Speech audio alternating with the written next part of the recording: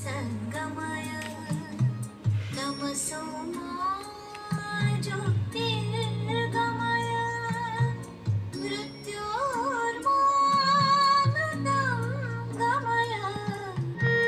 असत्य से सत्य की ओर, अंधकार से प्रकाश की ओर, मृत्यु से अमृत्यु की ओर। ये था जीवन दर्शन हमारे प्राचीन भारत का। सत्य की खोज मानव हर युग में करता रहा है, लेकिन सत्य को पाना आसान नहीं है। सत्य को न्याय मार्ग पर ही चलकर प्राप्त किया जा सकता है, क्योंकि सत्य ही न्याय है और न्याय ही सत्य।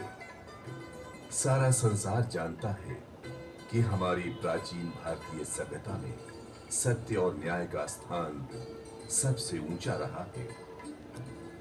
सत्य पर आधारित एक सशक्त न्याय व्यवस्था की आधारशिला उसी युग में रखी जा चुकी थी। समय के साथ इसका बाहरी स्वरूप अवश्य बदलता रहा, लेकिन उसकी आत्मा सदैव एक रही।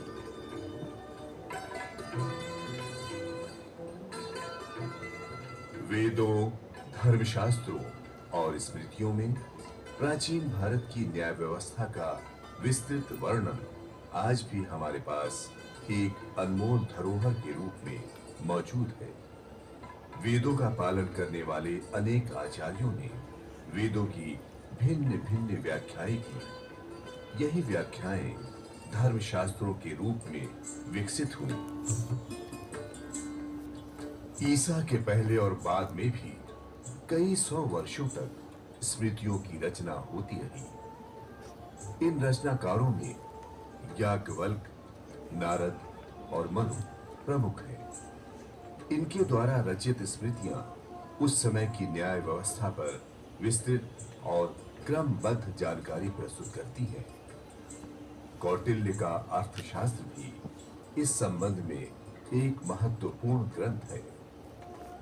धर्मशास्त्र और स्मृतियों से हमें पता चलता है कि उस समय भी न्यायाधीशों को निष्पक्ष होकर न्याय करने की पूरी आजादी थी। उनके कार्यों में कोई हस्तक्षेप नहीं कर सकता था। निचली अदालतों के फैसले के खिलाफ उसके ऊपर की अदालतों में अपील का प्रावधान था। न्यायालय का कर्तव्य था कि वो निष्पक्ष और निर्भीक होकर